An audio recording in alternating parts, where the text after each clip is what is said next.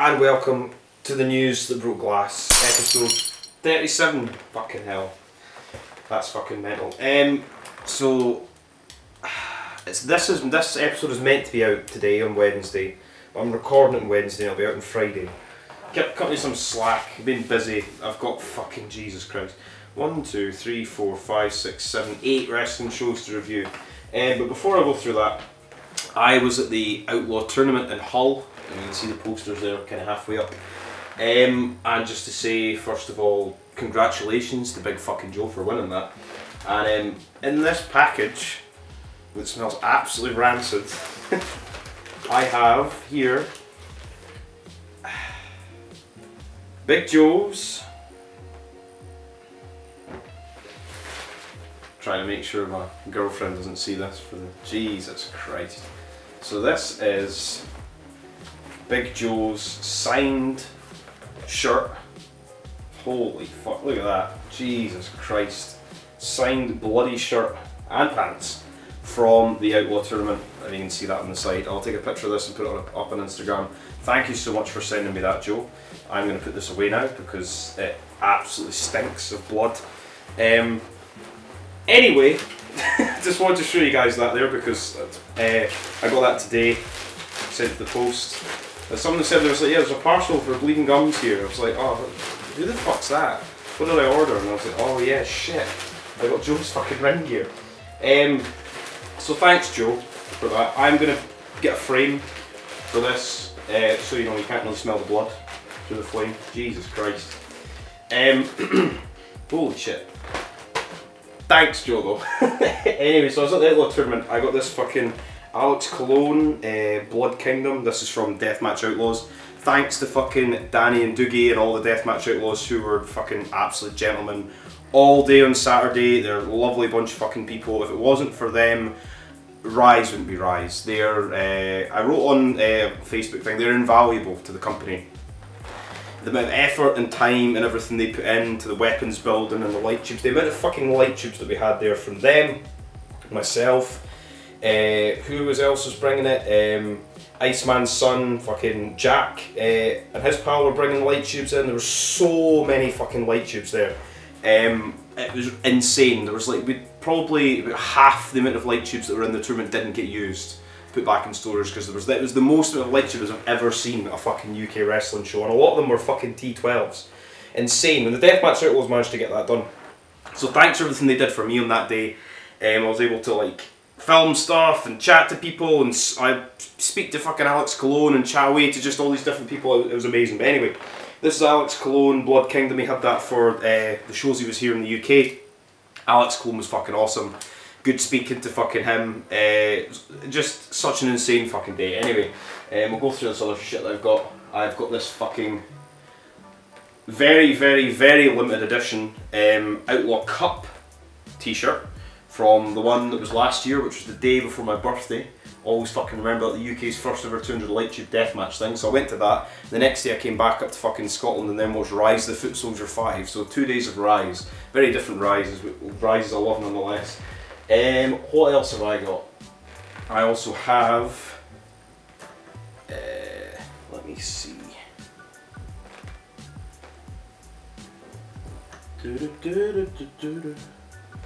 I have a Rise, fucking Rise t-shirt. I will say to Rise as well, to Daniel Doherty, thanks for everything, for just like letting me on the stage and just film shit. Thanks for that. I actually put up some matches, like full matches.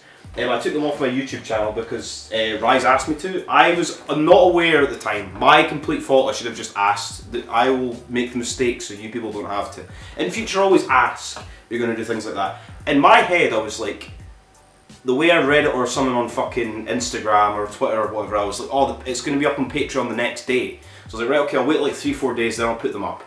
But apparently it didn't get put up. It was only put up on the Saturday the following week. So my bad. But I've taken them all down. I'll probably put them back up in like a shorter highlight capacity, like in a couple of weeks or something. I also got this shirt of Big Fucking Joe, which is fucking lovely. I've got the other, like the green background and the white sort of logo Big Joe Progress t-shirt. That's fucking awesome. I also got this Alex Cologne Bloodfighter hat. He had like 3 of these. One of my other friends fucking picked them up. And also I have this Everybody will hate me, but they're the fucking best. The British fucking top team, Lou, Syntex and Darwin. And we'll go on to talk about that. Anyway, Jesus Christ, Joe, my God. Oh yeah, and I also have this to remind me. I managed to pick this up off the floor. It's a run sheet. But no, you don't get to see that. You don't get to see that. It is a run sheet from, which is really, really handy for me because I always try to like it. I've still not watched the show on the Patreon yet. I'm going to watch it. This is all just off the top of my head trying to remember it, but this has got a rundown of what all the matches are, so I'm like, yeah. It doesn't have results. You know, just in case, you know, some arsehole like me picked it up and spoiled the whole tournament for themselves. Anyway, that is Outlaw tournament merchandise and whatnot. Let's go on to, first of all, I've got fucking loads of reviews. I've got 2 DMD reviews, 2 GCW reviews, Outlaw Cup review, the RPW Circle 6 No Peace Underground review, which I sponsored fucking Eric Ryan for, by the way. And he fucking won. Thanks to me, obviously. It was all down to me. What else do we have? Fucking Drew Parker's the new Big Japan Deathmatch champion. He beat fucking Miyamoto in a sort of like the scaffold, like in the ring, some sick fucking bumps and that. I've not seen the full match yet, I know it's up online. I'm gonna watch it. Also, Jesus fucking Christ, this is Deathmatch, so I'm not gonna try and censor the picture. This is Sakura's back from a match he had in Freedoms with Jun fucking Kasai, and I'll have the actual things for that. Where the fuck are they? Where are we? I've taken fucking screenshots of everything. I've said to myself, I'm like, yeah, I'm going to do this every 2 weeks. But I'm going to try and do it every week if I fucking can, but they'll just be shorter episodes. But who knows? I've said that probably 100 times. Where the fuck is it? So yeah, the Big Japan was Big Japan's Welcome Back, which was in the Budokan in Yokohama. That was 1,800 fans. That's insane. Yeah, so Drew Parker beats Miyamoto for the title in Scaffold and Alpha Deathmatch. Looked awesome from the clips I've seen, but I've not seen the full match. Yeah, and so the Freedoms was Freedoms Hot Free People.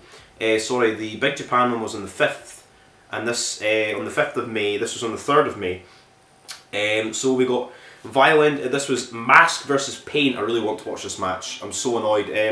Kenji Fukamoto against Violento Jack. Kenji Fukamoto lost his face paint. Boo. Love him. He's such fucking great. I really just want to watch all the fucking matches on the show. But anyway, the main event was Masayoka against Segura. No canvas, double shimmer aboard, and blood weapons deathmatch. Went about fucking half an hour caught this, and Masayoka retains his title. But we'll get to those matches eventually. I can still smell the blood coming from Big Joe's gear. Jesus Christ.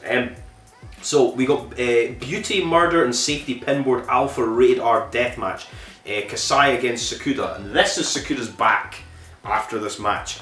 I think he landed like badly on like straight razor boards. I think that's what Joe Bateman said. Thanks for fucking Joe Bateman, by the way, for the fucking support on the channel as well. Thank you so much, Joe. Eventually we'll have a fucking IPA together, whether it be in here or Australia or fucking America or somewhere. Thanks, Joe. So yeah, so that is fucking Jesus fucking Christ. That's insane. He's healing up now, he should be alright, but my god, those nasty, nasty fucking cuts. Insane. So that was in the Budokan as well. This was 762 people.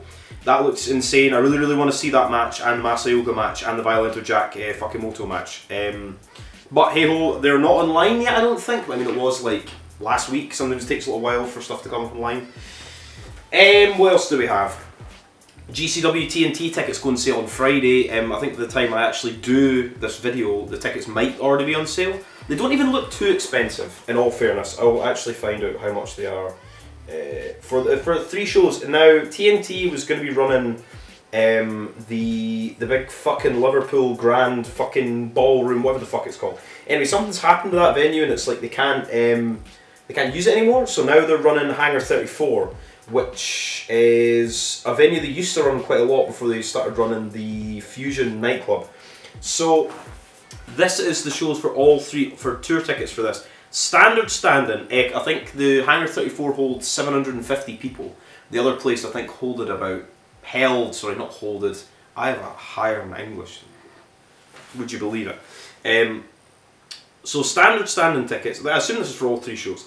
Standard standing for a show is $30, VIP stand is $45, balcony VIP is $50, entranceway VIP is 50. Now I already have a ticket for either the GCW show or the TNT versus GCW show, and obviously they're saying they'll be honoured in that. I mean, obviously they'll be honoured, but hey ho. And then a 3-day ticket, standard £75, and TNT GCW VIP 3-day ticket is £120. So £120 for all 3 shows VIP. That's pretty fucking cheap, to be honest. Obviously they're losing a lot of fans. I thought the tickets would be a lot more than this, to be honest. For this, because the previous, the Liverpool, what the fuck was the name of it? I'll have it written here. The Liverpool Grand fucking Central Ballroom, I think was like 2,000, maybe more than that, and this is 750. So hey ho. What else do we have? They'll be on sale on Friday, so get them all you can. I mean, I already have one for one of them. What do we have? Wife Beater and motherfucking JC Bailey are in GCW's. And then GCW's Deathmatch Hall of Fame. Sorry, my camera battery died there and I got rid of the Big Joe gear, because even this, it's encapsulated the whole room. The smell of Big Joe's blood. Fuck's sake. Anyway, so Beater and JC Bailey are in the Deathmatch Hall of Fame. Nick Gage announced Wife Beater. There was like a GCW merch sale thing. I watched a little bit of it. Nick Gage announced Wife Beater. And JC Bailey is being inducted by Madman Pondo. And I had to look for ages to try and see when is the Hall of Fame on. It's not like very like well advertised on their Twitter or their Instagram or their Facebook. It is right after Tournament of Survival on the Saturday at 9 PM. Tournament of Survival's 4, so it'll probably be like 4 till 8 hour break, then it's the Deathmatch Hall of Fame. Anyway, also XPW ran a show, if I could remember, I think it was like put down as like an art venue thing. Where the fuck is it? Rob Black. Where the fuck is it? Rob Black will have it in this thing. Where is it? It was called Theatre of Brutality. And we had, where the fuck is it? Theatre of Brutality. Basically we had, I don't know what all the matches were. I've not watched the show yet. I think it was like a couple of matches. Jimmy Lloyd was there. Hardbody was there, the Bev was there, Eric Ryan was there, Lucky 13 was there, and Schlack was there. So I think 3 matches, but it was in like, Rob Black has like a sort of like hamburger, like takeaway fast food like restaurant that he owns in New York. So they had it in there and basically like covered all the windows and basically said it was like a theatre performance and it was like a no-ring deathmatch show. So that's pretty fucking cool. I've not watched it yet, I've seen clips, it looks fucking good. And Kumite Live Derby Wrestling held a show also. This was on Sunday just past, which I really wanted to go to, but for me it was like, I've got the Viagra Boys. I went to the Viagra Boys in Glasgow on the Monday night, and I was like, I've had tickets for that for 3 years, and me and my friends were going and stuff. I was like, right, do I drive down to Derby, do I drive from Derby all the way to Glasgow, then back to Glasgow, back to Fife? I was like, right, okay, it's fine, it's okay. But somebody recorded it, Luke recorded it, pretty much all the death matches. You can go and see that. I don't know if it's been taken down yet. My friend Sam, who was speaking to the Outlaw tournament, he also recorded the main event, and I don't know if that's been taken down yet. It's going to be up on IWTV, the Live Derby Wrestling thing, but it looks fucking good. You'll have seen clips, if I'll put it up here, of Alex Cologne weed whackering a bundle of light tubes into Darko's fucking chest. Also, I think Darko's gear from the show is also up online. So if you want Darko's gear, fucking buy that. If I hadn't just got Big Joe's fucking gear, I would have bought that too. Now, that is news and whatnot. Hit the intro. 10 minutes in.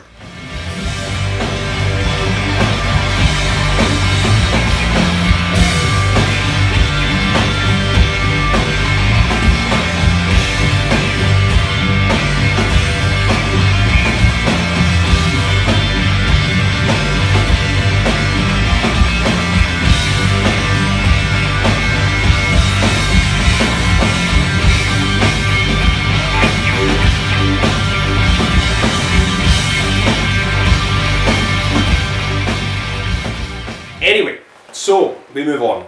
Reviews. Jesus fucking Christ. So, Deathmatch Down Under presented poor decisions on the 10th of April in the Kindred Band Room in Yarnaville, Victoria. This show was interesting. I watched all of it. I am really getting into DMDU. Not even just the death matches. Like, I'm actually like really like happy just watching like the normal wrestling matches. Big fan of fucking, you know, Misspent Youth and the fucking anti-deathmatch party, Lockie Hendricks and shit. Like, really getting into it, really enjoying it. It's like H2O for me. Like, they've got death matches and the death matches are always awesome.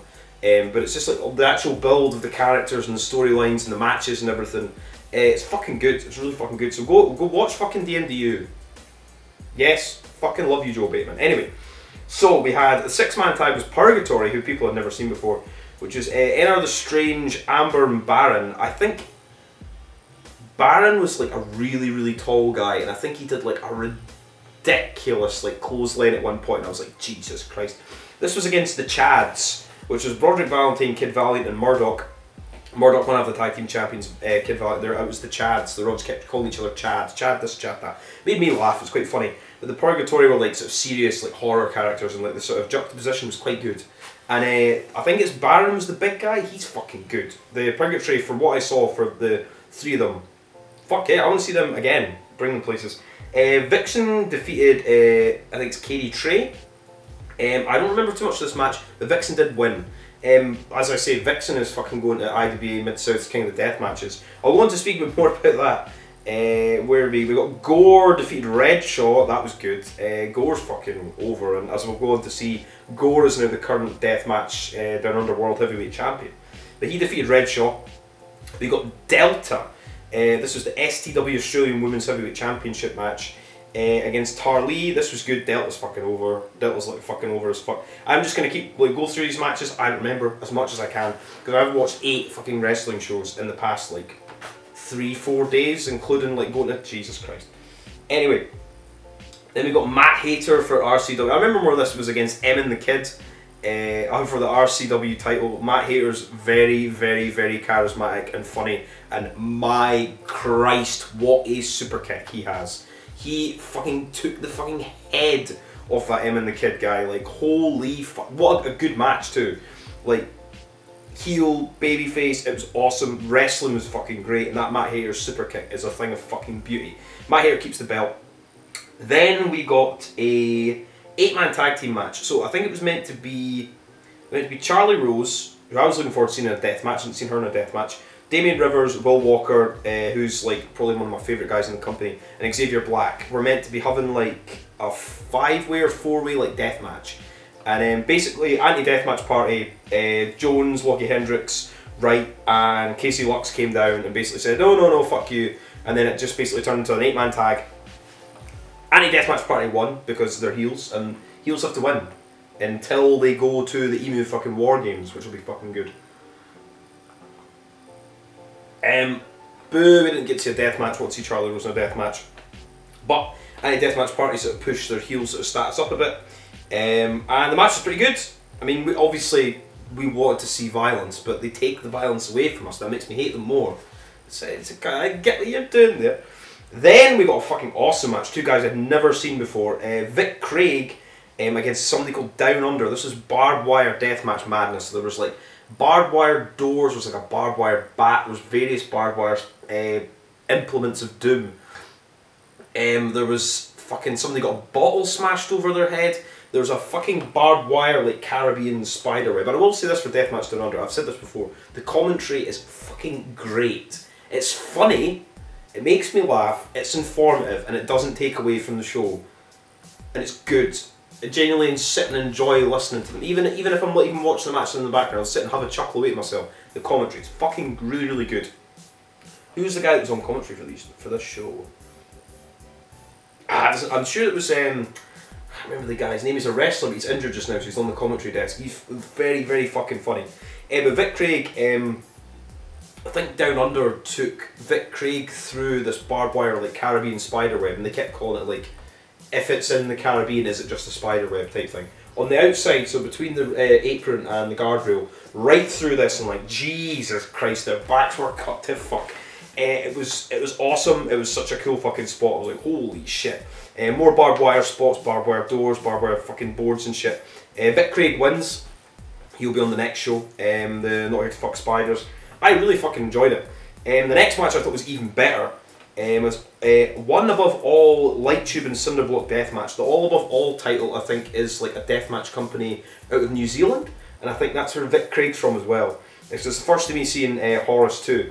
Maybe I've seen Down Under before, I can't remember.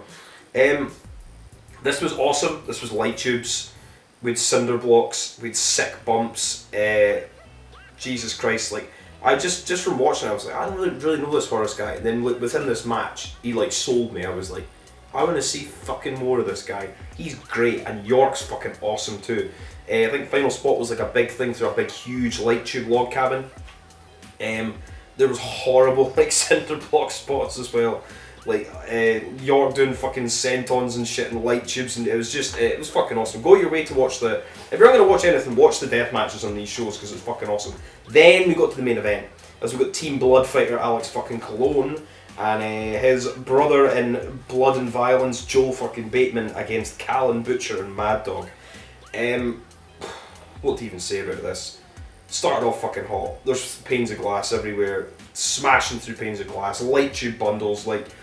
It's 4 of the best deathmatch wrestlers, 3 of the best deathmatch wrestlers in Australia, and 1 of the best deathmatch wrestlers in America, all just beating the fuck out of each other with sheets of glass and light tubes. It's fucking awesome. Go and fucking watch it.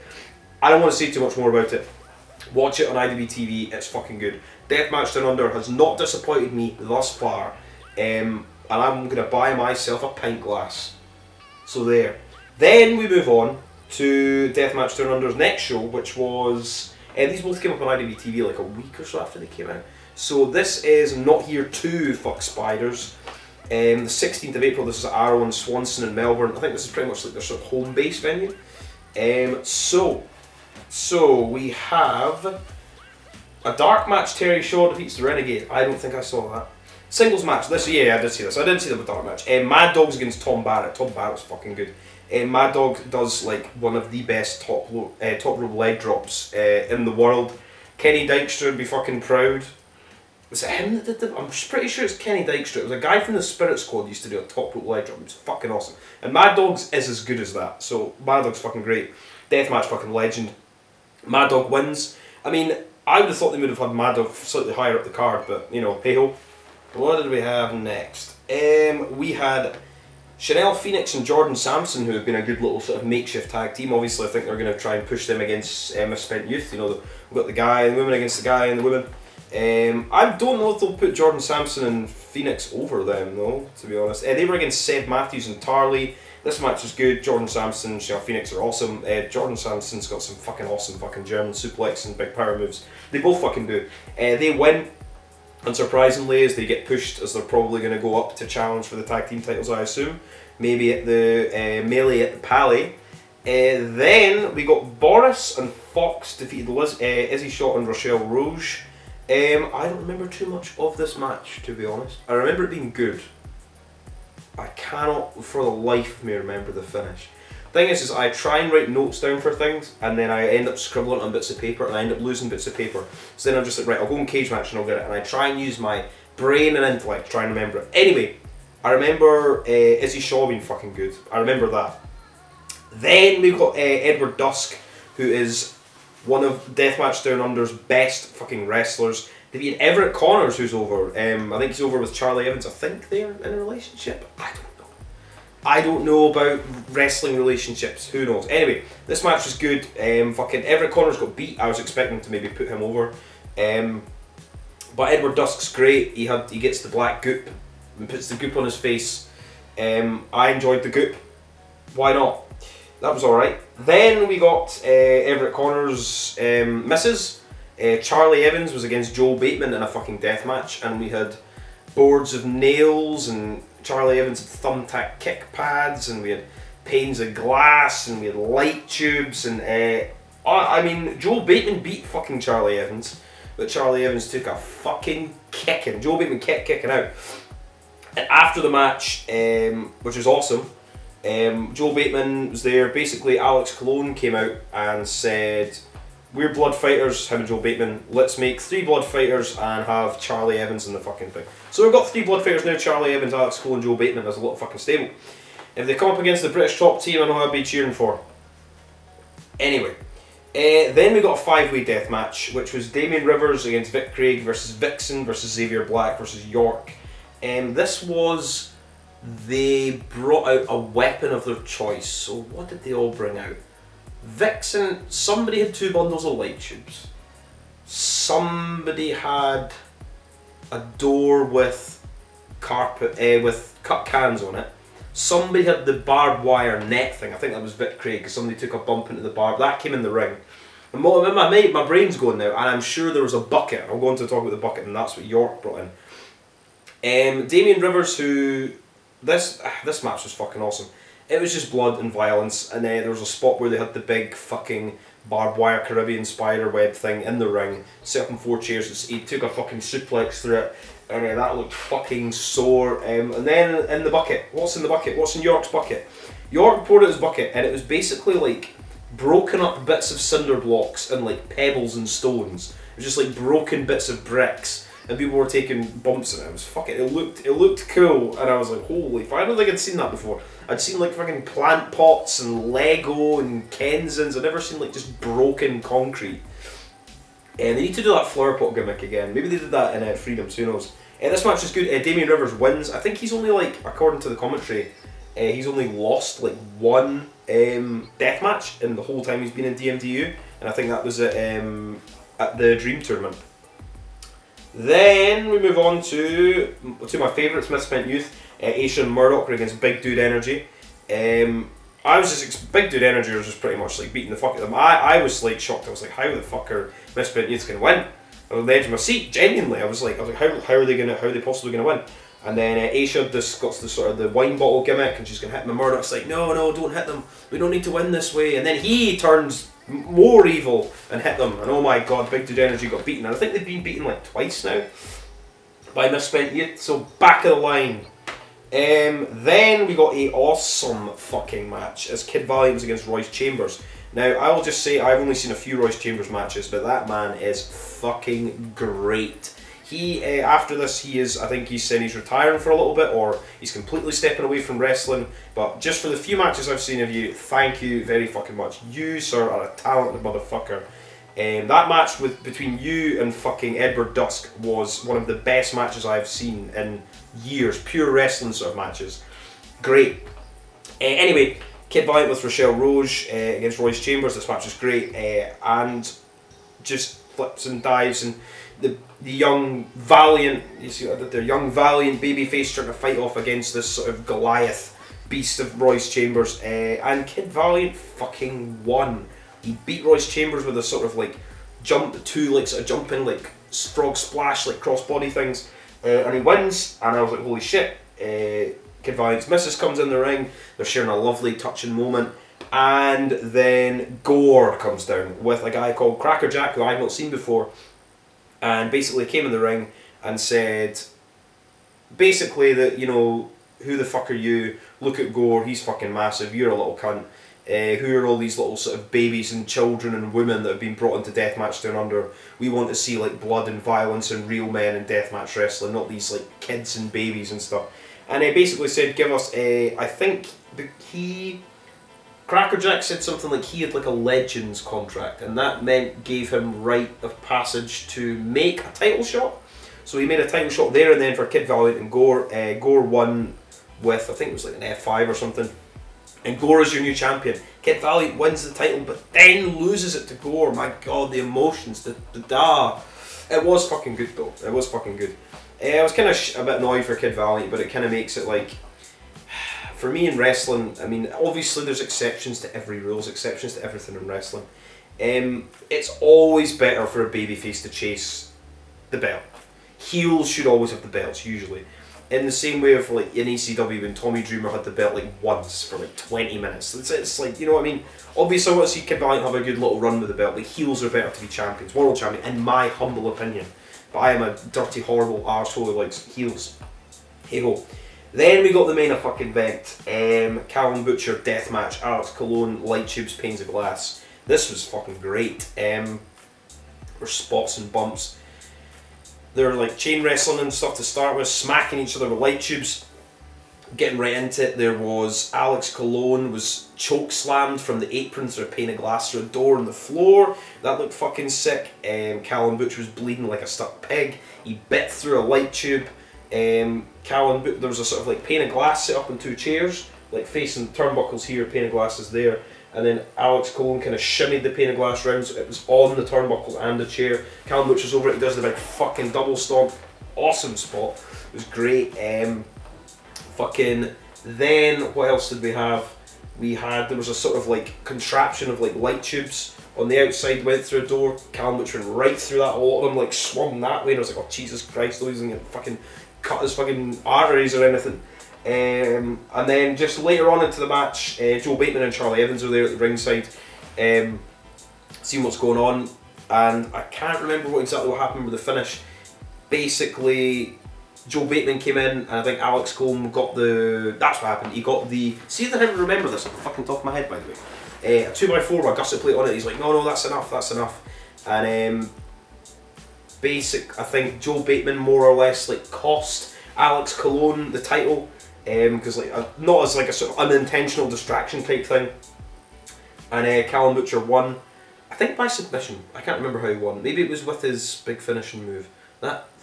Anyway, Alex Colon's pissed off at the end. Joe Bateman comes in. Alex Colon blasts Joe Bateman with a bundle of light tubes. Basically saying he's like we're blood brothers, we're this, we're that.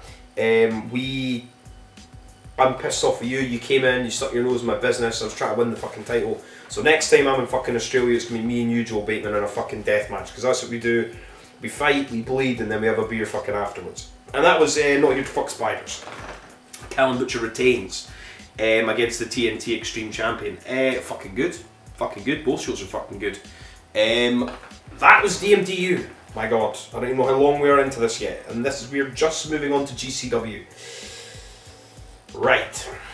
So GCW's In Too Deep, which was, I think, probably one of the best shows GCW's done in a little while. So we obviously got the 7-way scramble. I don't really mind scrambles they had. Who was the name of this guy? Axton Ray. Axton Ray, guy I'd never seen before. I think this was his debut. He's fucking good. I don't mind scramble matches. Sorry, I got distracted. My TV was in there. There's some sort of shit movie called The Last House in Cemetery Lane on fucking Netflix. In the background, fucking hell, that looks shit. Anyway, Axton Ray. I don't mind if there's like people like that, like Axton Ray, and I think it was the guy in the next show was like Alex Price. I think his name was. Yeah, Alex Price was in the opener against ASF. On the next show, I don't mind that. But it's when people like Gringo Loco, Jimmy Lloyd, Shane Mercer. They're in them all the time. It's like every single scramble match. You know Shane Mercer's going to get his big power move spots in. Gringo Loco, Jimmy Lloyd's probably going to win. And it seems like just kind of, why are they always in these scramble matches? Like, put the new people in them and then, you know, kind of move them up. Anyway, what do I know about booking a wrestling show? Anyway, so Gringo Loco wins, unsurprisingly. That Axton Ray's fucking good. Dante Leon, Drago Kid, Shane Mercer, Jimmy Lloyd, and ASF. Good. Axton Ray was awesome. That's the main thing I remember about that. Other than that, scramble match, GCW. Jordan Oliver against Masha Slamovich. Jordan Oliver fucking won. Boo. Masha's fucking awesome. She's fucking everywhere just now. She's like ICW, GCW, fucking H2O. Jordan Oliver wins, unfortunately, but Masha fucking, you know, still gets all her moves over, still fucking over. Then we got a good fucking flippy high match between two former WWE alumni as Alex Zane defeated ACH. I like ACH, I like Alex Zane. This match was good. I sort of expected ACH to win this, but he didn't. Alex Zane won. What did he win with again? I think it was like the flippin' fucking shooting star knee drop thing, I think. Then we got a random match. It was meant to be the Briscoes against Second Gear Crew, Mance and Justice, against Bussy, Ali Catch and Effie for the GCW Tag Team titles. However, the Briscoes weren't there because one of the Briscoes' wives was having a baby and there was something happened in the hospital or something, so they had to be with their wife. The Briscoes had to be there with their wife. Fair enough, so they weren't there. So then it was going to be Second Gear Crew against Bussy, but no. Second Gear Crew, AJ Gray came out to join them, and then Grim Reaper came out to help Ali Catch and Effie. Fair enough, it was alright. 6-man match. Grim Reaper doing Grim Reaper spots. The match was decent. All these people are great, they know each other so well, but I just kind of thought, you know, what was the point, really? I mean, I just don't really know what they're doing with the fucking GCW like tag team titles at the minute. I know they're obviously on Ali Catch and Effie, but I don't know what's like, I don't know if it's like a problem. I just don't know what they're doing. It's like the thing with the Briscoes and Second Gear Crew and everything. What's the end goal? Maybe there's some grand plan. I don't know. Maybe there is. Then we got a fucking awesome match as Biff fucking Busick Former CZW World Heavyweight Champion. If you're not in the back, you're in the fucking front. Against Blake Christian. This match was awesome. I was very, very angry that Busick didn't win. But they are pushing Blake Christian as this unbeatable guy. Basically, after the match, which Blake Christian won, boo. Watch this match, it was fucking good. Like, I mean, this and Deathmatch, I just watched that. Oh yeah, and Janela and Mike Bailey. But afterwards, Blake Christian called out some people. I think he called out fucking... He called out like Johnny Gargano, he called out Ibushi, I think. He called out somebody else, and I was like, oh my god, so we're probably going to get all those matches, because I mean, Biff Busick and fucking all these people are in GCW, and fucking Will Ospreay's going to be in GCW soon, against Nick Wayne. The fuck? Anyway, next match, Mike Bailey, Joey Janela, which I'm sure is a rematch of like 4 different CZW shows. This was awesome. Kicks, stiff kicks, punches, brawling around the outside. There's a bit where they were outside, and they were on like one of the merchandise tables, and Janela's lying on the table. Bailey's on top of him, he does like his flipping like knee moonsault, and they don't just like break the table, like, they go through the middle of the table, like break right through the middle, not snap, like right through. Look fucking sick. Mike Bailey actually beat Joey Janela. I did not think they were going to put Joey Janela, I don't think Mike Bailey was going to win, but he fucking did. Great match. Joey Janela's fucking a brilliant fucking wrestler. He is almost always, when they're not doing death matches, the best match on the shows for GCW. A lot of people give Joey Janela a lot of stick. I fucking really like the guy. Anyway, move on to the death match part of the show. That's what we're all here for, isn't it? So we have the Tournament of Survival qualifying matches. Hoodfoot against Akira. This was good. Although I felt it went too long, that's just me moaning. I do feel that Akira is probably one of the best sort of hybrid deathmatch wrestlers, but I do feel like all his matches are always at least 15-20 minutes. And I always know, like, I know you're going to get into Akira match. He always just does that in ICW No Holds Barred as well. He's always opening for Akira, and always the match. The matches are really, really good, but I just felt this one went slightly too long. It was awesome. There was fucking light tubes. There was a fucking weed whacker. They both got fucking blasted with the weed whacker. The weed whacker seems to be a massive big thing now, everywhere. Fucking Alex Cologne's using it on Darko in the UK. Hoodfoot and Akira are using it. They used it the next night with fucking Shane Mercer and Jimmy Lloyd. Love a bit of weed whacker. I mean, the wife beater is in the Hall of Fame. So this was just, I mean, I love the commentary for Prazak. Oh, we'll say this, Kevin Gill wasn't on this or the next show. I don't know if he's ill or something, but it was quite refreshing to have various different people in commentary with Prazak. Nick Gage was on for the death matches, but this was like they're just beating the fuck out of each other in this match. But in the end, Hoodfoot got a chain out, and basically they were sort of like run it like a clothesline or like a big back fist thing, put Akira down with a chain, and love what the commentary said. They're basically like, use all the weapons in the world, all the glass in the world, if somebody hits you a fucking chain, you're going down. Which makes fucking sense. Hoodfoot advances over Akira to be in Tournament of Survival. Then the next match, which is my favourite match of the entire fucking night, 4 minutes, it's all you need. It reminded me of the Bev against Schlack, which is my favourite match of the year so far. Slade against Sawyer Wreck. Instantly when they come in, they're blasting each other with fucking bundles. I think Slade got hammered with a bundle by Sawyer Wreck. She poured out a fucking, there's a can of Pepsi cans, Slade got slammed onto that. She poured out a huge big box of light tubes, slammed Slade onto that. She's fucking bleeding, he's fucking bleeding. It was just non-stop violence for 4 minutes, and then Slade had a fucking choke on Sawyer Wreck and she went down. I was like, ah, fuck. I love fucking Sawyer Wreck. I really wanted to get to see her in Tournament of Survival. But this performance was star-making for both of them, and Slade is fucking over. So is Sawyer Wreck, but Slade is fucking over in GCW. And I can't wait to see what he's going to do in the tournament, because he's fucking everywhere just now. Great match, match of the night, and it was 4 minutes. Matches don't need to be 20 minutes. Anyway, speaking of a match that was nearly 20 minutes, that was actually good. I'm not saying the Hoodfoot Akira match wasn't. I preferred this and the Sawyer Wreck match. Johnny Murdoch against Cole Radrick. Cole Radrick's come down. He's in his JC Bailey inspired gear. RIP fucking JC Bailey. This was great. There's a big ladder in the ring. Fucking saying fuck you to the chandelier, because he nearly fucking knocked the chandelier down the last time. There was light tubes. They're beating the fuck out of each other with light tubes. Just the sound, the pop of the light tubes was fucking great in this match. There was barbed wire. Just Cole Radrick's a fucking bloody mess, and he kept kicking out and kept kicking out. and I think the finish was, what was it? It was like a sort of brainbuster spinning thing in the corner. I genuinely can't remember what the actual finish was for this match. But John Wayne Murdoch beat Cole Radix, but he was like, Cole Radix was like this fucking close to winning the GCW Ultraviolent title. And after the match, people are like throwing things in the ring at John Murdoch because like Cole Radix is over in GCW. People are throwing. John Wayne Murdoch basically gets the mic and says, right, he's like, I got my spot in TOS. I don't give a fuck about TOS. Alex Colon and me, Cage of Survival, the next night. Basically, I've got my spot for TOS. You have it, Cole Radritz. You know, what a heel John Wayne Murdoch is, you know, and basically said, I want GCW to have more death matches. I mean, why do people boo John Wayne Murdoch? I don't understand. He wants there to be more death matches. He gave his spot to Cole Radritz and he's given us Cage of Survival. You know, it's like people booing fucking Leonardo Darwin, you know, the man speaks sense, you know. Anyway, that was GCW's In Too Deep, and we move on to GCW Life Goes On, which I felt was a not far worse show, just far less underwhelming and exciting show. So this was GCW's Life Goes On. My God, the show. Well, this is the Sunday, the 1st of May. Basically, the same people in commentary with Gage for like the death matches. I think we Gage for the main event. ASF against Alec Price. Alec Price is fucking good. ASF's brilliant.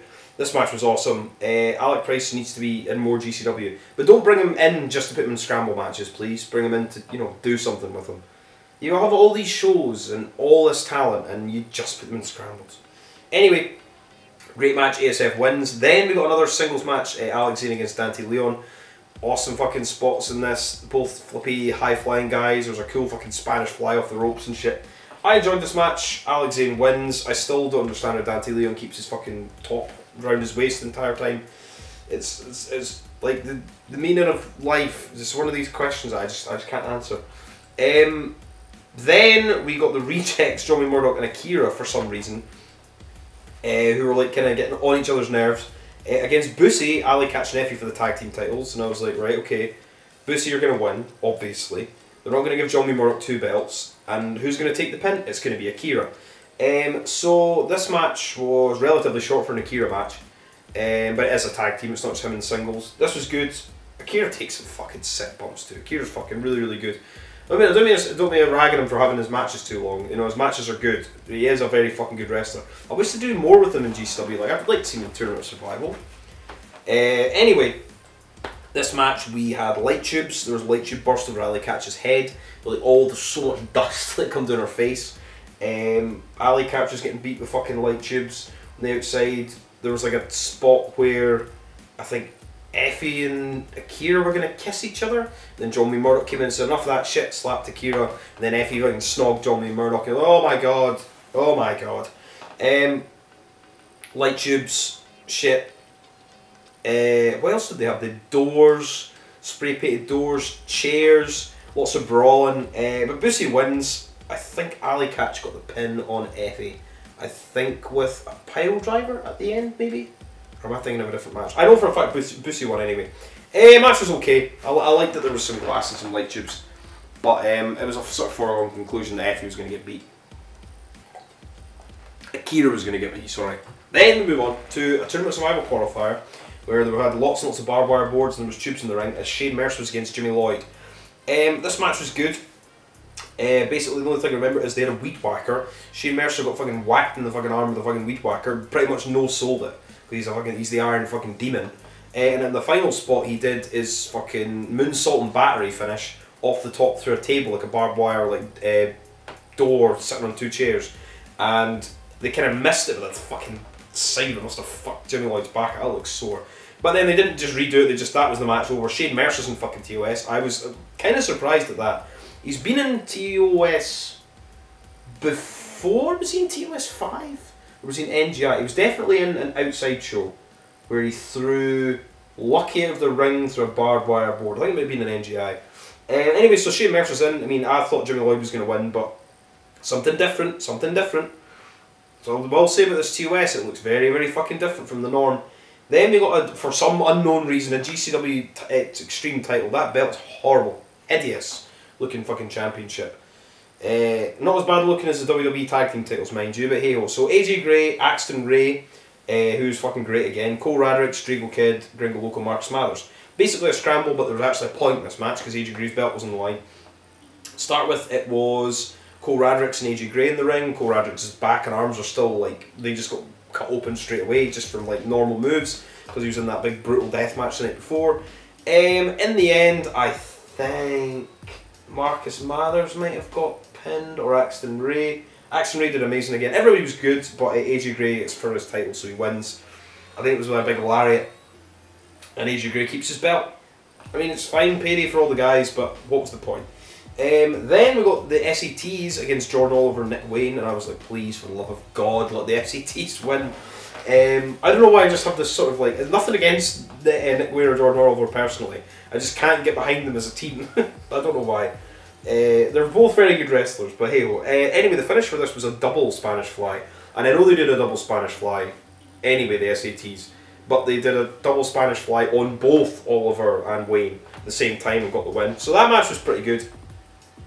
Then we got Joey Janela against Masha Slamovich, and Masha loses again, but Joey Janela deserves this win. This match was fucking really, really good. Second best match of the night, aside from the main event, which takes the fucking cake. This was good. Joey Janela basically like cut a promo afterwards, basically saying that like, I would like partially heard what he was saying. I think, did I watch this show live? I can't remember. I think I watched this one live. He said something like, blah blah blah, for all the money in the world, if I'm not like wrestling, blah blah blah, it doesn't mean a fuck. I'm happy in my home GCW, and I love fucking GCW and all you fucking people, and then fuck you people. I think it was basically more or less like a sort of dig at like AEW for like paying them all this money and like not using them, which is fucking stupid. You've got fucking Joey Janela in the card, like use them. I understand, that's the thing with a lot of AEW, I mean obviously I'm not the only first person in the world to say this. Thousands and millions of people have said this. They bring in too many people and then there's no room on the card for all the people they brought in at the start. Because I mean you could use Joey Janela as a fucking like top like guy if you wanted to. If you're going to use fucking Adam Cole and stuff as like top guys in fucking AEW, you could easy enough use Joey Janela to his full capacity.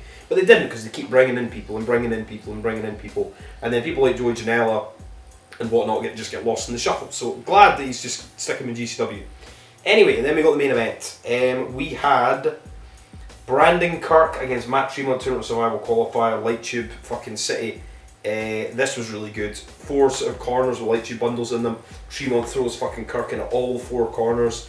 We had gusset plates. They're both bleeding, Jesus Christ, Tremont's fucking face. And he's like lying on the ropes and like shaking over, all the blood's like going over his head. A crimson mass, it was great. This match was awesome. There was a bit where they had like a branding iron thing. Matt Tremont like set on fire, but then I think he like Kirk gave him like a Death Valley driver or something. Kirk's fucking stabbing him with this branding iron, then he goes on top with a big chair with like 9 light tubes on it and does a big sort of fucking like Cactus Jack style elbow with the chair from the ropes onto Tremont inside. It was fucking good, and I think it was like Brandon Kirk kept kicking out. I really like. I did not know who I wanted to win this. I love Brandon Kirk. I love Matt Tremont.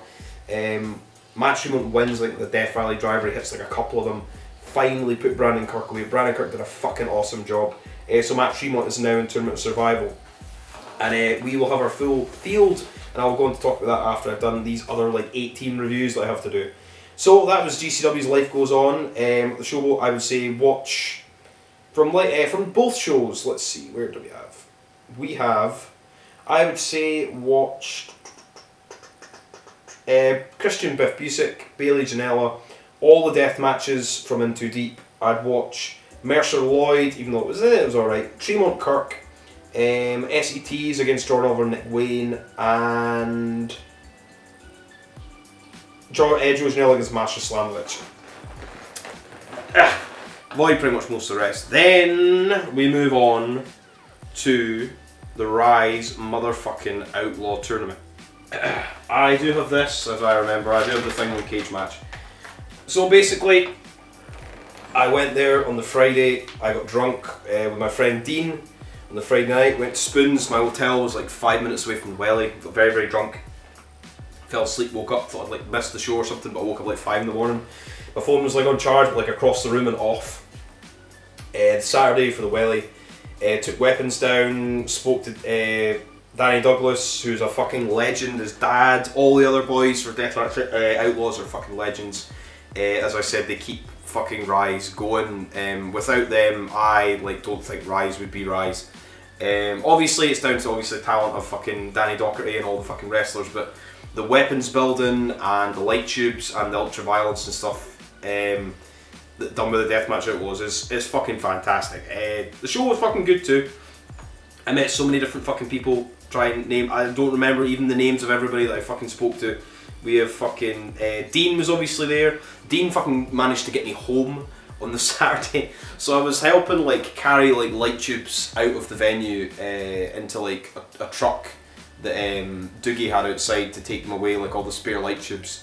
And I think I just twisted my back or something, a thing in my back, and I literally was walking sideways. I was holy fuck, this was an entire, it was fucking all day, fucking drinking, fucking moving tubes about, doing all sorts, and then my back was fucked. And I was like, Jesus Christ, and I was walking back with Dean, and I was like, holy fuck, Dean, I remember fell over, and I was a little bit drunk. I mean, I was drunk, but I just don't know, I slipped something in my back or something, fuck knows. I feel perfectly fine now, but for the next couple of days after that, so thank you fucking very much, Dean, for actually getting me home, and not leaving me on the ground in Hull to be, mugged and murdered. So who else was he? Sam, good fucking speaking to Sam. Met fucking Mark and Matt fucking the next day in Spoons. On the Sunday, me and Matt got the fucking train back home. Fucking a pleasure to fucking meet all these fucking different people. Was fucking speaking to Nathan Black before the show. Fucking speaking to Doogie. Fucking speaking to fucking Joe. Fucking speaking. I met fucking Caden.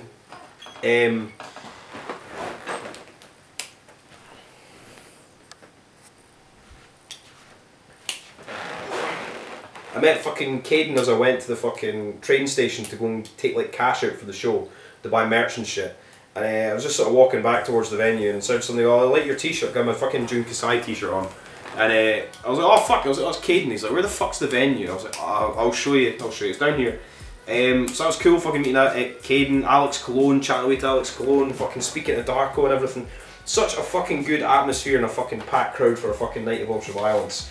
Now, let's go over the fucking show. So, where are we? Rise. So, we had sort of pre-show. We had the meet and greet with everybody. I didn't want to get a foot in the ring. I already spoke to everybody I wanted to speak to. Spoke to all the fucking wrestlers. Spoke to B.A. Rose about fucking horror movies. The guys fucking set the ring in no fucking time at all. By the way, that ring took a long time to get to that building, I'll tell you that for fucking free. And the guys fucking set up in fucking lightning speed. I couldn't fucking believe it. It was Jesus Christ, worker ants or something. So we got during the pre-show with the pre-show meet and greet. The show started a little bit late, not too late. We had Leon Slater with Jet Marshall was against Jack Bandicoot, Jack Silver.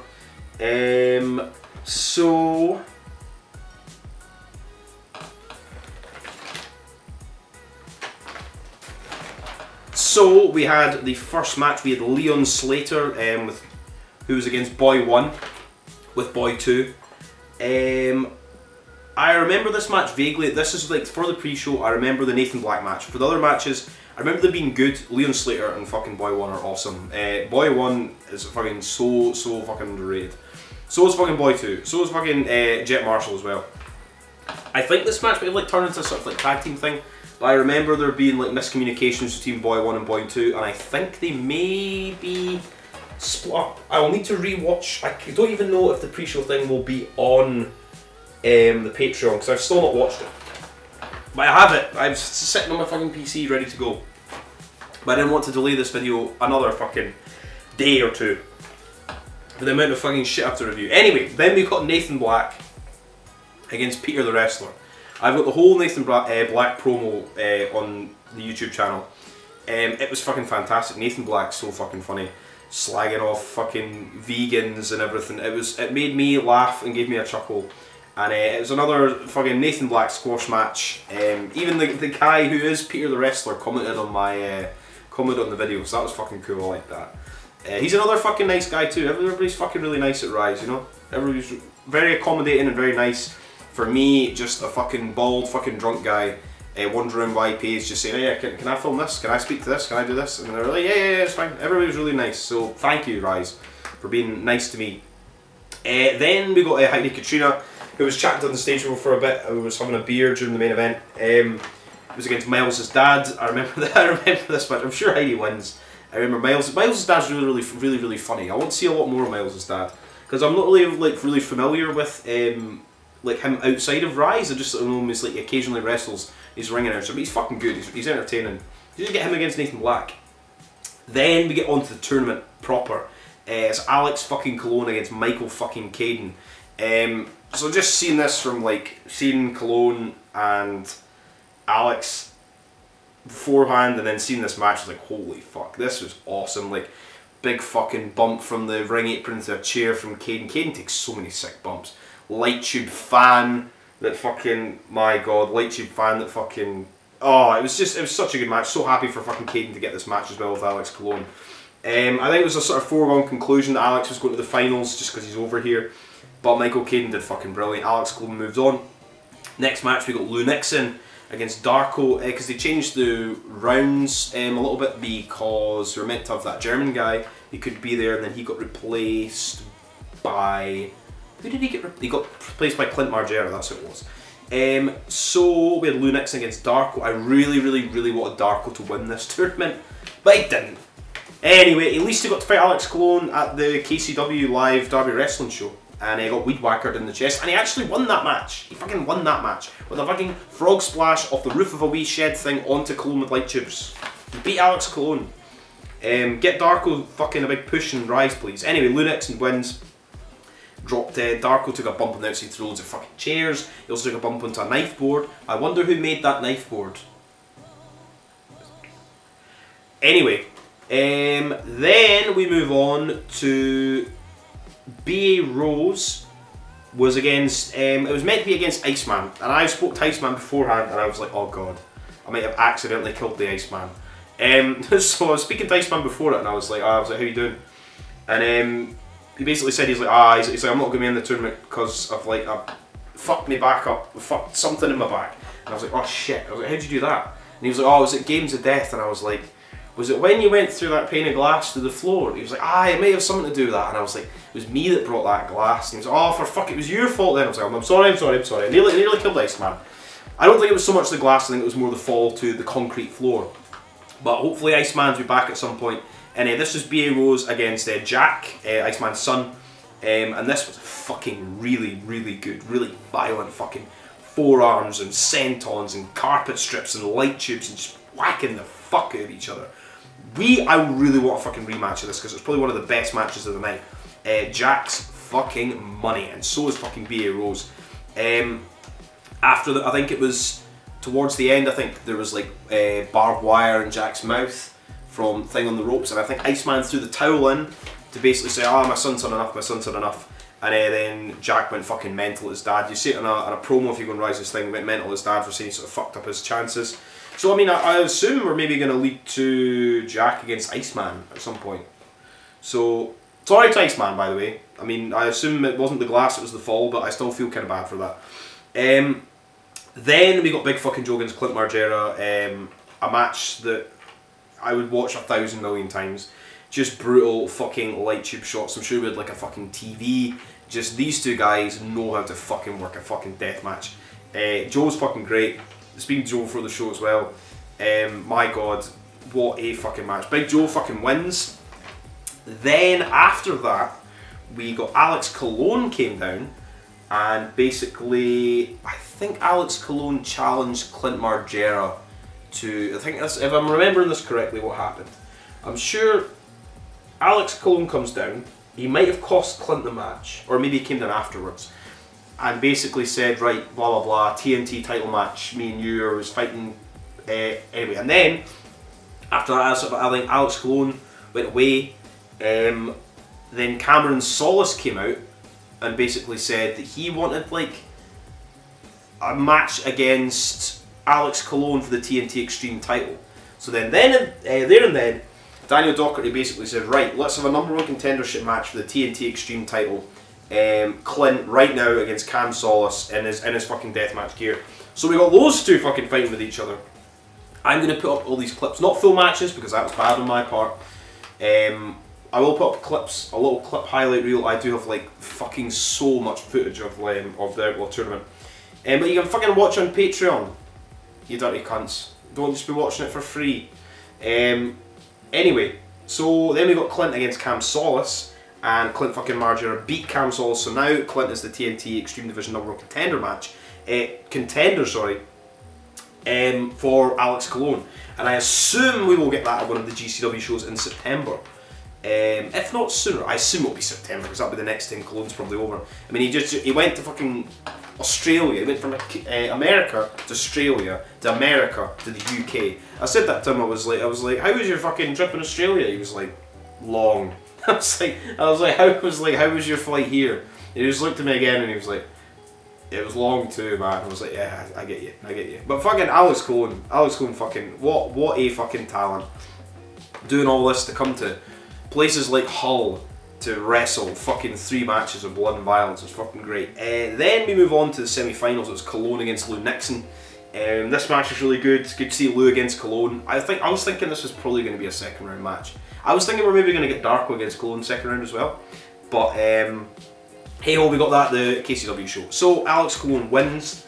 I cannot remember what he won with. I think it was he maybe choked Lou out or something like that. I can't remember. But Colon moves forward. Then we got Big Joe against B.A. Rose, and there was a scaffold set up. There was a big fucking huge scaffold, and I was thinking, part of me, I was like, because there was a lot of weapons that didn't get used. There was a big fucking pane of glass that didn't get used. There was a big scaffold, and I was like, are they maybe not going to use it? Like, it'd be very, very, very annoying for the Deathmatch Outlaws if they didn't spend all the time fucking building it. But I was like, are they just not going to use that scaffold? But B.A. Rose took a bump off this. So it was Big Joe against B.A. Rose. This match is fucking great. There was like, I wish I could remember the guy's name. There's like the little like mini Joe, and he had like Joe's shirt on and his pants on and that, and Joe fucking slammed him onto fucking B.A. Rose on the outside. B.A. Rose was like hitting Joe with a door. They're smacking each other with light tubes. B.A. Rose took a big bump off the fucking scaffold. It was a fucking great match. And then towards the end there was like a sort of light tube like structured thing. So it was like sort of like wood light tubes up like that all the way through. I think Joe got put through that, something like that. But then Nathan fucking Black came down and basically distracted fucking B.A. Rose, and Joe fucking attacked B.A. Rose and won, and he got to the semi-finals. So we're setting up a feud between B.A. Rose and Nathan Black. That'll be fucking good. Nathan Black and the Might's always fucking awesome, and they're actually fighting each other at the Queen's Jubilee shit in July, which I don't think I'll be going to now. Because I've had to pick, my girlfriend has made me pick between June and July for which shows you go to. And I have a feeling that July shows are maybe feature a certain butcher from a certain Australia. Yeah, so I think that Monsieur Callum Butcher is over. I spoke to him and he says that basically he's got family in Scotland, so he's going to be over here in July. And I pretty much think it would be a foregone conclusion that fucking all 3 deathmatch companies, hopefully soon to be 4 deathmatch companies in the UK, would be booking fucking Callum Butcher in July when he's over here. So I will hopefully be fucking down for that instead of the Jubilee thing, because I do not know what's happening with my work. In Scotland, we don't give a fuck about the Queen. So who knows what's happening, days off, holidays, or fucking who knows. Could possibly be down in June, but it'll either be one or the other, and I'd probably be more girlfriend-wise happier with July. Anyway. There was also a board of saws that somebody might have had a hand in making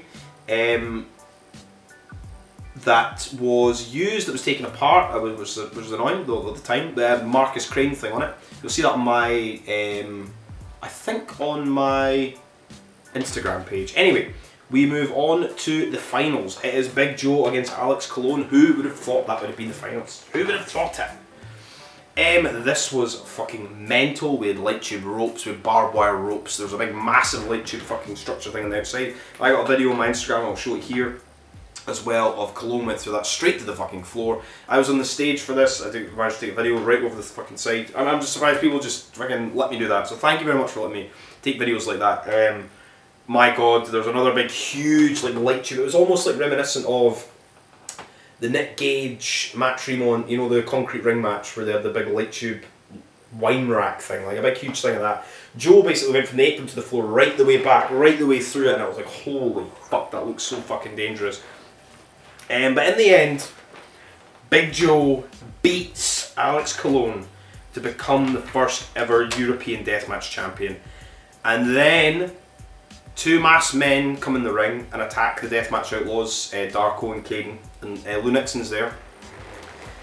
Big Joe's holding one of the masked men, he unzips his jacket, he's got the world title, it's fucking Leonardo Darwin. He moves out the way, Lou Nixon blasts fucking Big Joe with a chair, and the birth of the British top team is born.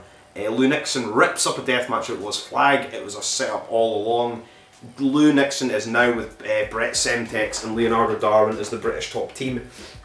Darwin cuts a fucking awesome promo, not as good as his promo he cut to Daniel Doherty, as you can see on Rise's Facebook and their social media, where basically he smacks Daniel Doherty about and says, because they had, on the Monday after the show, they had a fundraiser show for the Ukrainian centre in Leeds. I think they raised 700 quid. It looked pretty cool. It was like a family event, family friendly event. They had like Joe against Cologne, family friendly, with like balloon light tubes and like fucking like cricket bats and marshmallows and things like that. So like that looked good. I think that's going to be up on Daniel Doherty's YouTube channel, so check out that. But yeah, basically Darwin was saying, he's like, yeah, so where's the show for the Iraqi civilians? Where's the one for the Yemen civilians that were killed by the US military and that? And O'Doherty's basically meant to have been sober for 6 months or something, and Darwin opens up a beer and fucking pours it in his mouth and spits in his face and stuff. But anyway, that was afterwards. During the thing, basically Darwin says that like, I built this company on my fucking back. I'm not a deathmatch wrestler because I don't have mental health issues. You're all like weak, pathetic losers, and the crowd cheers and everything. And they're beating the fuck out of Joe. They have him outside, basically in the same sort of manner that like Lou Nixon was tied to the ring post for the last show, and blasts Big Joe with a big fucking light tube bundle. Cut a big promo, and they start fucking throwing shit at Darwin and Lou, and I'm like, why would you want to fucking fight any of those guys? They're in the ring fucking saying, throw more at me, you fucking fat loser degenerates and you fucking stupid cunts and everything. It was absolutely awesome, and the birth of a new heel fucking top team, the British top team. Where is me fucking t-shirt? I was wearing this the other day and people were looking at me. Fuck yeah, fucking love that fucking shit. Love Darwin, love Lou, love Semtex, talented fucking guys. And I assume at some point this is going to lead to 3-on-3, the Deathmatch Outlaws versus the British top team in a big, massive, fucking beautiful deathmatch. Caden, Darko, Joe against Semtex, Lou and Darwin. But don't let me book the shows for you, Danny. Just saying. Anyway, that was the fucking Outlaw tournament. As I said, Dean managed to take me home because my back was fucked. It was awesome, it was great. And then the next day, met Mark and Matt. Managed to train home. An awesome fucking weekend was had. Many beers were drunk. Many people were spoken to. Many light tubes were broken. It was fucking awesome. Go out your way to fucking support Rise. For me, the top fucking deathmatch company in the fucking UK. And I will be back at some point, probably in July, and 100% for the fucking ICW No Holds Barred shows in the UK. Now, Jesus Christ, we were getting so long into this fucking, this is going to be a long fucking episode, I can just feel it in my bones. We now have, we move on to RPW Circle 6 and No Holds Barred. Fucking body count battle, which was at Harpo's, which I watched live. So this was a fucking long fucking show as well. Eventually, like, there's not too much, only fucking all these bits of paper. You lucky people. Anyway, so we got Kevin Blackwood against Alex Shelley opening match. Too long for me, 18 minutes is too fucking long for an opener. Opener should be about 5, but hey ho. It's Alex Shelley and Kevin Blackwood. Kevin Blackwood wins. Everyone's like, boo, boo, Alex Shelley. He's a Detroit hero. More side machine guns, etc. Alex Shelley is very good though. Then we got Matt Cross against Akis Kogar, which I was very much looking forward to. Good to see Akis just not doing death matches. He's a fantastic, one of the best deathmatch wrestlers in the world. He's also a very good fucking wrestler. He defeated Matt Cross as well. I cannot remember the finish of that match. Then we got Dominic Guarini was against Schwartzy. Dominic Guarini being a dick heel to all the crowd. Schwartzy, the big over babyface. Dominic Guarini wins. Fucking good. I like Schwartzy, but Dominic Guarini deserves to win. Then we got RSP was against Jake something. RSP did an open challenge. And Jake something came out, and Jake something fucking beat RSP. I was like, what the fuck? Why would you have RSP lose? Then I'm just going to go through this as quick as possible so this video's not 4 hours long. Then we got Jake Christ against Kevin Giza, two of the fucking most underrated wrestlers in America. Love Kevin Giza, love Jake Christ. Both so fucking good, like IW Mid-South, fucking like mainstays. Awesome, awesome fucking wrestlers. Book them fucking everywhere, please. Kevin Giza's so underrated in death matches too. Jake Christ fucking wins. Match was fucking good. I really enjoyed this match. I'd say of the non-deathmatch stuff, I'd say that's probably my favourite match. Then we got Justin Kyles against Josh Woods, who I think is a guy I've not seen before for the RPW title. Justin Kyle wins at the end with a big Goldberg spear, retains his title. That match was quite short, only 5 minutes. Then we had a like 24 fucking man, 30-minute long, 18-man elimination body count battle royal. So, Jesus Christ, we had the Bev, Castle Valentine. Darren McCarthy was in it. He got fucking skewered in the head and then dumped out by 4-4-0 and Atticus Kogar's giving him the finger. Gregory Iron, Josh Crane, Pondo, Malcolm Monroe III, Matthias Thrasher, Mickey Knuckles, Neil Diamond Cutter. Neil Diamond Cutter came out to Sweet Caroline. He has like all his light tubes and they're like all doing the Sweet Caroline. Like all these people like came out, like 5 or 6 people came out with bundles of light tubes following him while doing the thing. It was funny. Like until then there wasn't really any light tubes in the match, but my god. Who else do we have? Otis Kogar, Remington Roar, RSP, Satu Jin, Thunder Kitty and TJ Meyer, and the event, also Paul Starr, sorry, and the eventual winner Kevin fucking Giza. This was fucking great. I thought like 4-4 were going to go in. I think, and Satu Jin was in this match. It doesn't, yeah, it does say Satu Jin, sorry I missed him out. Basically 4-4-0 came in, they basically like threw loads and loads of people out. Like over the top rope battle royal but with weapons. Satu Jin came in, all the 4-4-0 guys all scarpered. Fair enough. In the end it was like, I think it was like Kevin Giza and Otis Kogar, I think, were the last two. And I think they were like doing the outside, the sort of Shawn Michaels-y spot where they're nearly falling out of the ring. And one of them's hanging on and Kevin Giza did his big sort of jump from the ring post to the apron and everything. But Kevin Giza actually fucking won the body count fucking battle. Can't believe that. I mean, he was already in the match, like 2 matches before that. This match was like 33 minutes, it was awesome. Kogar and Pondo, Neil Diamond Cutter, like all these fucking like legends, Casanova Valentine, the Bev. Awesome. And then we got a fucking match that should have had a different winner in my humble opinion, as Randy West defeated Bobby Beverly. I was like, oh my god, Randy West kept kicking out. I'm a big fucking Bev mark, I don't know if you can fucking tell that or not. There's a fucking man behind me there. I fucking love the Bev. He was just beating the shit out of her the entire match. Like fucking John Cena booking, she's got the shit beat out of her, shit beat out of her, shit beat out of her, light tubes, fucking Sido. And she kept kicking out, and then she hit her finish on him, and then wins. And I was like, ah, but he like, to be fair, it wasn't like a decisive pinfall. He was like at the very end, he was like, ah, I kicked out, and he was like, fuck, like after 3, so fair enough. I mean, they're obviously pushing Randy West as the Rust Belt champion. Maybe the Bev's not going to be in the area as much for RPW, but I really liked that match. I really annoyed the Bev didn't win, but that's just me being a mark. Nothing against the match. And then we had the No Peace Underground title. So, No Peace Underground title, a match that everybody wanted to fucking see for a long time. Now, Hoodfoot was against Paro, and I was like, Jesus Christ, this is going to be motherfucking Blood City. And it was. Violent match, lots of uses of like guardrails, and I will say for this show, the Harpo's venue is fucking great. It's fucking great, especially for like big fucking ridiculous, like needless, like battle royal death matches. Matches like this are brawling over the crowd. Hoodfoot got fucking power bombed. Hoodfoot's not a fucking small guy. Power bombed by Paro through a pane of glass to the fucking concrete floor. I was like, Jesus Christ. Paro got fucking suplexed on the guardrails. There was a bit when they're inside. Somebody doing a big superplex through like 2 guardrails. I was like, Jesus fuck. Then Akis Kogar ran down, cashed in his body count battle thing that he won last year or earlier this year. No, it would have been last year. Cashes in his briefcase, Money in the Bank style, makes it a 3-way. Attacks Hoodfoot, tries to pin Hoodfoot, tries to pin Paro, and then eventually I think he hits headlock driver on Paro onto the briefcase thing and wins. And Akis Kogar is your new No Peace Underground champion, and he fucked over Paro. and Scarpers, and I was like, fuck yeah. Match was really good. Good Skatakis to get the belt. I mean, fucking now he's gonna have a pissed off Paro chasing him, so that's fucking good. And then the main event, which was made for the ICW American Deathmatch title, felt so nice. Like they referenced me like so many times and the other sponsors through the show. I sponsored Eric Ryan. The News That Broke Glass, Bleeding Gums sponsored Eric Ryan.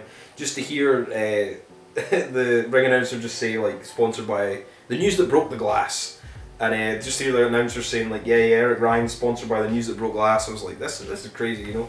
All these people like hear my humble little meager fucking stupid deathmatch fucking podcast here in Scotland, like in fucking Detroit. Fucking crazy. Anyway, Eric Ryan, Johnny fucking Murdoch, Masada, Tommy Vendetta were the best in the fucking world.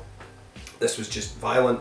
Glass, panes of glass, light tubes. The most notable spot was there was like a big like barbed wire trampoline, and I have no idea how much fucking time and effort it takes to build one of them. I'd like to do that at some point, build a barbed wire trampoline. It can take like a fucking whole day to do that.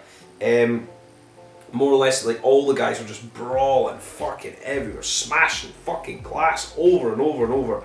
And it was made for the American Deathmatch title, and I was like, part of me was like, Eric's gonna win this now. We're not gonna have him lose just before he goes to fight the Bev and everything. And it was basically, so Masada and Tommy Vendetta were on the apron, and Ryan and Murdoch kind of pushed them out onto the barbed wire trampoline. I was like, Jesus Christ, stuck in all the barbed wire. But then that meant they were out of the match, and then there was like a couple of bits. I mean, Johnny Murdoch was like close to winning, like Brainbuster. Eric Ryan slammed him through the glass. Johnny Murdoch slammed him through the glass. Roll up. Eric Ryan gets the fucking snuff stomp in, and he retains the title. Thank you, Jesus. And then they said Eric Ryan retains the ICW American Deathmatch Championship, and he's been sponsored by the News That Broke Glass. And I thought, this is what's fucking strange world we live in, isn't it? Then. Fuck me. Then we move on. So that was the RPW Circle 6 No Peace Underground body count battle. It was fucking good. It's an IDB TV. Go and check it out. Circle 6 got added in. I did not actually see the latest Circle 6 show. Terrible Lie, I think it was called, because it was in Ohio and I knew there'd be no death matches. But I'm going to watch it at some point. I just thought there was too much going on in this week for me to watch that. Such as H2O's Monday Night Death. So I did my H2O Monday Night Death review, got to check the camera, you know, thought it was like about, 10-12 minutes, a little review, and the fucking card was filled up, because I've had so much fucking crap, talked about so much crap today that I've filled up my entire fucking memory card with my fucking camera. So, I will go over H2O Monday Night Death Part 1 again, because I fucking love you, H2O, and Matt Tremont, and I appreciate what you fucking do. So, once again, or I lose my voice, I have no fucking... This is definitely, without question, going to be my longest ever episode. Where the fuck is H2O when? So, we got Frank Benetti, Duncan Aleem, Nick Grandi and Rocket. Love these four fucking guys. Rocket's got fucking 49,000 abs. Nick Grandi's charismatic. Duncan Aleem's fucking one of their best young guys in the mic. And Frank Benetti's got lovely fucking trousers and they can all fucking work. Frank Benetti wins. Four-way match, sort of a little alliance between Duncan Aleem and Frank Benetti. Frank Benetti wins. Woohoo! Up the heels. Then we got Bradley and Ross against Marcus Mathers and Reed Walker. And to coin an old reference, even older than me. Maybe older than me. Maybe just by a little bit. This, in the same way of the Twin Towers against the Rockers at WrestleMania 5 or 6? 6 maybe. The two big heels against the two young high-flying baby faces. Good times. Bradley and Ross win because of course the heels always win. Marcus Mills, Reed Walker are fucking great. Reed Walker's one of my favourite young guys in the company. I've said that countless times. Then we got Drew Blood against Jess Moss. Jess Moss can fucking work. I know she's just like there's like Declan Grant's manager, but she can fucking work. Drew Blood wins, Jess Moss goes off in a huff, sore loser, all that, whatever. Declan Grant stays in the ring, has a good fucking title match against Anthrax. He wins with his sort of like TKO stunner thing.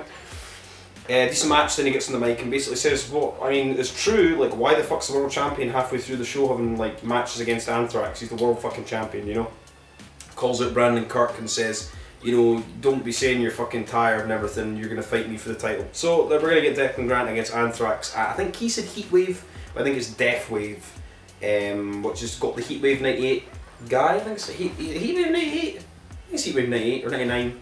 The like guy in the front of the Heatwave like poster cover thing.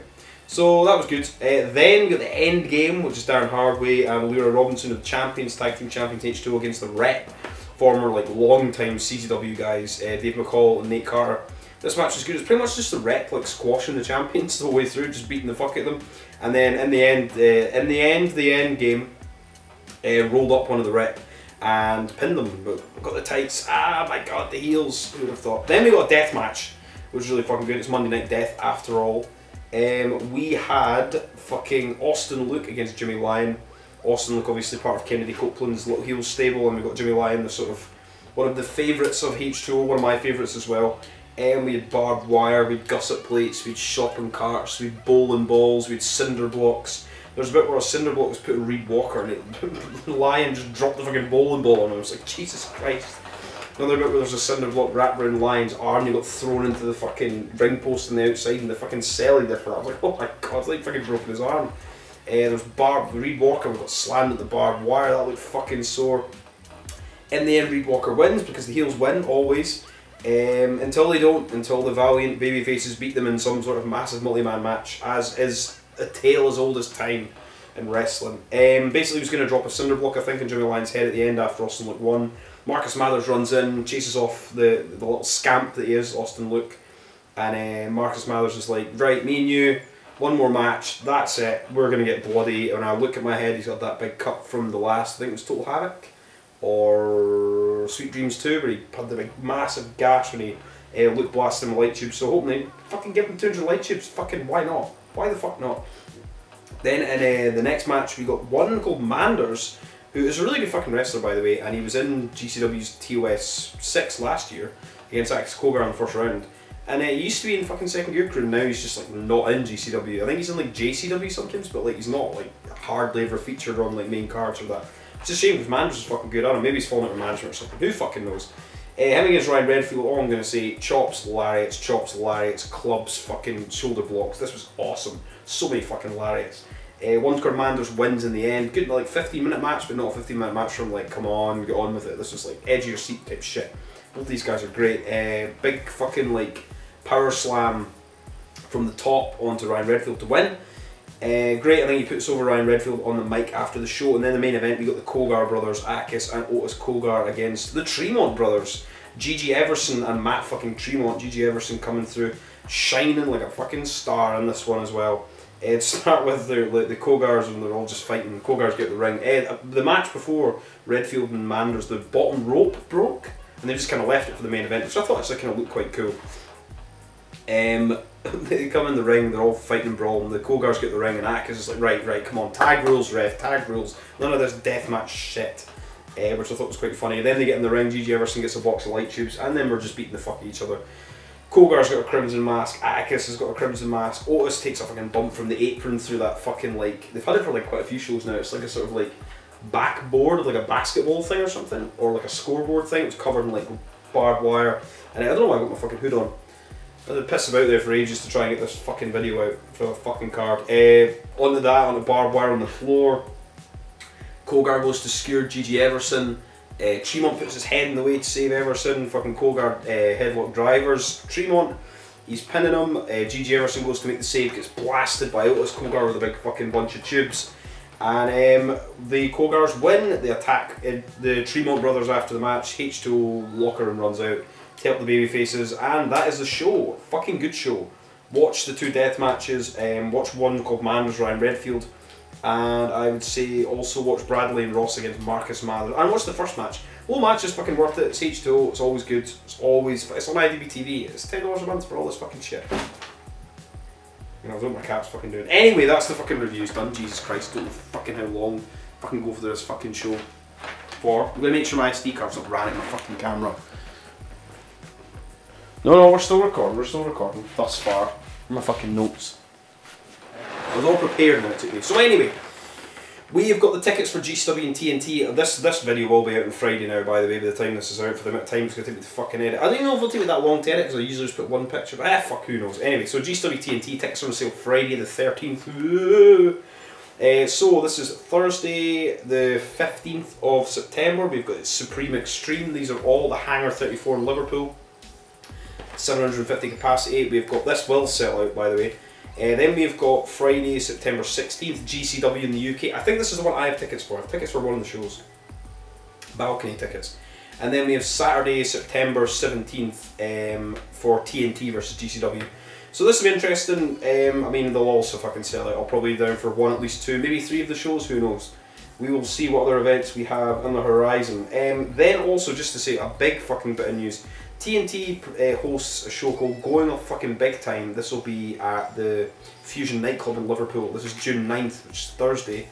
And fucking Drew Parker is going to be on that show as he returns to the fucking UK. Holy fuck. The big Japan fucking champion. That's insane. And then also, one small bit of TNT news. They're having a show called Reign of Fire on my birthday. On my birthday, September 4th at Tramshed. Is it Tramshed or Tramshed in Cardiff? I've heard of it before. I've heard the Good Looking Chain playing there before. On my birthday.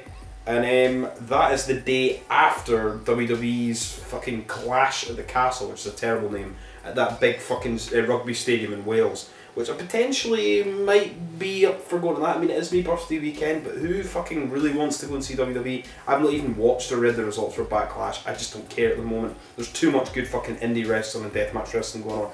But it is going to be WWE's first big stadium show in the UK since SummerSlam 1992. So, you know, hey ho, I mean, the tickets will be fucking extortionate. They'll sell out like within fucking seconds anyway. So who knows? Anyway, moving on to GCW's TOS 7, we have, so it's going to be on at 4 PM, so 9 PM for us, thank fucking God, on the Saturday. We have the full card now, well not the full card, sorry, the full lineup for the tournament. We have got Yuna Yamashita, Segura, Drew Parker, Hoodfoot, Slade, Shane Mercer, Cole Radrick and Matt fucking Tremont. Hopefully we get Tremont Segura in the finals. I'd love to see Segura against Slade. I'd love to see fucking Hoodfoot, Drew Parker. I'd love to see fucking Cole Radrick against Yuna Yamashita. There's so many different fucking matches. And then the night after this, 5 PM, so 10 PM for us here in the UK, GCW's Cage of Survival, obviously main evented by Alex Colon, TNT champion, for GCW's Ultraviolent champion, Cage of Survival. And also announced for that show, we have Lufisto announced for the COS. Then that is the GCW stuff. There's obviously 8,000 fucking GCW shows coming up, but I don't have all night, and I have to move on to more deathmatch stuff. I'll get on to more GCW stuff after all this stuff. Anyway, ICW No Holds Barred is this fucking weekend, and I cannot fucking wait. It's on Sunday at 6 PM. So what time is that? 11 o'clock for us here, which isn't too bad. It's better than 1 in the morning. Where the fuck is the full card for this? So we have. This is going to be awesome. I love the fucking poster for this. This main event is going to be like one of my favourite fucking main events ever in ICW No Holds Barred history. This is in Boston. Tickets are sold out. They've been sold out for like weeks now at this point. It's, where the fuck is it? It's 10 Brookline Street in Cambridge, Michigan, at the Sonia Middle East is the name of the building. We've got 7 fucking matches. We've got Hoodfoot Satujin, a rematch from fucking NHB 20. We've got Tommy Vendetta against fucking Akira, which will probably open the show and probably go about 25 minutes. But it'll be fucking good anyway. We've got Isaiah Broner against Justin fucking Kyle, which will be fucking good, big fucking horse fight. Who knows, it could be a fucking death match. Both those guys can fucking go death matches. We've got Casanova Valentine against Cruel. I'll show you the fucking poster. I will get that poster. That's fucking awesome. One of the best posters I've ever done. John Wayne Murdoch against fucking Schlack. Bloodbath is all you have to say about that. That's a rematch of fucking Deathmatch Drive-In, the first one. Casey against Brandon Kirk, and I don't even know. It'd be funny if they did the fucking finger poke of doom thing. That'd be funny. I'd mark out for that. And main event, Taipei fucking deathmatch. Eric Ryan, American Deathmatch champion, against my boy Bobby Beverly. If I'd known Bobby Beverly had been at fucking Harpo's before it sponsored Ryan, I would have sponsored Bev before him. Sorry, Eric, but you know, hey ho, I hope fucking Bev wins. I don't think he will. And then the winner of that, I assume, will go on to 26 to fight Kogar. Anyway, then we also have NHB 26, which I am sponsoring. Thanks to Danny DeManto and ICW No Holds Barred for having me on board to sponsor the show. We have also got, who else we've got? We've got RazorSport.com, we've got Your Dose of Death podcast, we've got Kings Road Wrestling, We've got Cleveland and Murphy, Law and Personal Injury Attorneys. All these other guys sponsoring the show as well. If you want someone to show your small business, podcast, anything, message Danny DeManto and you'd set you up to something, because it's good to help out them. Gives you some fucking, I mean, amount of like just sort of subscribers and things I've even just had just from like the last day of having this up. Been great for me. Love ICW Olds Bard. They're my favourite fucking company in the world. Support them till the fucking end of time. And this is 26. This is June 25th, 8 PM, the Hart Ballroom, Newark, New Jersey. So far we have 3 matches announced for this. Masha Slamovich against John Wayne Murdoch. Jesus Christ. Brandon Kirk with Casey against Tommy Vendetta with Darren McCarthy. Surprised they didn't make that a tag team match. They might make it a tag team match on the show. And Casey fucking Kirk against the motherfucking man, Joel fucking Bateman. So that is nearly ICW Olds Bard finished, because we have a lineup sort of sheet for the Deathmatch Circus weekend. We have, this is July 1st and 2nd at the US Military Veterans Motorcycle Club at Blazer Road in maybe Michigan, baby, where RPW have had some of their shows before. So this is July 1st. 8 PM we have NHB 27. So far we have 1 match for that. John Wayne Murdoch against fucking Dirty Ron McDonald. Holy fuck, that'll be awesome. 11:59 PM is the Pet 7. And then we've got Darren McCarthy against Brandon Kirk, number 2. And it's one of the longest running feuds in ICW Olds Bard at this point, but aside from Danny against the Kirks. And after the Pit 7 they have a smokeout, which has been hosted by McCarthy and DeManto. There's going to be contests and prizes and loads of people smoking weed, so that'll be interesting. So if you're there, I mean, I fucking wish I was going to that. But I mean, if they're going to come here, you know, I don't want to have to travel to America, they're going to travel here. But hopefully fucking they come here sooner rather than later, because I'm so excited. Then this is July 2nd, the next day of the Deathmatch Circus. We have 12 PM noon. We have a weapons workshop with Weapons Master Ryan showing you how to build light tube log cabins and light tube this and glass and all sorts of things, because it's not as simple as it looks building weapons and doing things, and it is very, very time consuming, I will say that. Then 4 PM RPW are hosting their Inked in Blood 2 event, Dead by Dawn, and we've got 1 match for that announced, which is Dirty fucking Ron McDonald against Tommy Vendetta. Holy fuck, that'll be insane. And 8 PM on night 2 on the June 2nd, we have NHB 28, which has 2 matches announced for it. One was just announced just as I was nearly about to start recording. And it is Joel fucking Bateman is against John Wayne fucking Murdoch. I am so fucking happy for that. So happy Joel's fucking at all the circus and he's at the fucking stuff before it. So fucking good for that. Love fucking Joel Bateman. And we've also got fucking Dirty Ron McDonald against Jeff fucking King. Holy shit, that'll be mad fucking match. So that's NHB news. Fucking, I'm so happy to be so fucking supporting them and sponsoring them for NHB 26. NHB fucking 25 is this Sunday. We're watching it on IDB TV fucking live. And just we move on now to some Rise and KCW news.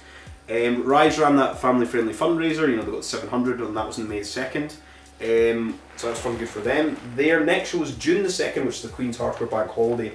As I've said, I don't know if I'll be down for that. It's 50-50 at this point. I'll be either down in June or July, who knows. We've got 2 shows, 3 PM, 7 PM. This is the South Bank Warehouse Courtyard in Sheffield. We have got, so for the 7 PM show announced, we've got 2 matches already. We've got Nathan fucking Black is going to be against B.A. Rose in a professional wrestling match. Can't fucking wait for that. And we've got the first defence of Big Joe's European Deathmatch Championship as he defends his belt against motherfucking Casanova Valentine coming back over to the UK. And for some reason we've got a Royal Battle Royal for the Rise title. Why the fuck is Darwin, who has not hurt a soul or done anything to anybody, having to defend his title that he has won respectfully and defended respectfully, having to defend his title in fucking Battle Royal? That's bullshit. Anyway, and then in July, as I said, hopefully we will get Callum Butcher for Rise, Kumite, TNT, fucking everything in July. And then we move on finally to No Peace Underground and Circle 6 were meant to, they have a show on May 21st in Orlando, Florida, and it was meant to be called Deliver Us. And just today, as I was writing this, apparently they've had to change the show name because a band called, I didn't even notice they do it. Deliver Us could mean anything. Apparently they've, this says in their Facebook, Darkest Hour, where are we? Darkest Hour, sorry, there's so much shit on my phone. Darkest Hour was not pleased with their attempt at a tribute. It was taken as plagiarism, which was not our intent whatsoever. So you can't name anything Deliver Us because a band named an album Deliver Us. What? It's so fucking stupid. Change the branding. Deliver Us is an incredible album that stands the test of time. We hope that their 15-year anniversary album is a success. That being said, the show is now called It's Not What You Think. And we've got one match announced for it, which is Jacob Fatu against RSP. And it is be streaming live on the Title Match network. So I mean, it's a new thing, a new name. That band sounds like a fucking shower of cunts. Or what? It's a totally different thing. It's a wrestling show. Surely if a band has an album, you can name a wrestling show something that's not to do with music. Like, that's so fucking petty. Fuck them. If I was them, I would have said, fuck you. Deliver Us could mean anything. I bet you any money there's a movie called Deliver Us. You know? Fucking, honestly. And then we finally end on this very, very long episode of the News That Broke Glass. Thank you for sticking with me through this. H2O have 2 shows. May 21st is Death Wave, which we have Kennedy Copeland against Masha Slamovich and Akira versus Austin fucking Luke. And I assume Brandon Kirk against Declan Grant too. And the day after that, May 22nd, is Tremont's Tag Team Deathmatch Tournament. And we will go over all the matches in that as we get closer to the shows and the lineups. Anyway, that is it. Episode 37. My voice is shot. I am tired. It's now, I started recording this at like 10 o'clock at night. It's now 1:15 in the morning. 12. Jesus Christ. Anyway, thank you for watching the News That Broke Glass. Hopefully some people found me from RPW's Body Count Battle. And hopefully people will stick around with me and help me watch deathmatch wrestling and progress the channel and maybe give stickers and a t-shirt at some point. Who fucking knows? Anyway, this has been the News That Broke Glass. No deathmatch, no life.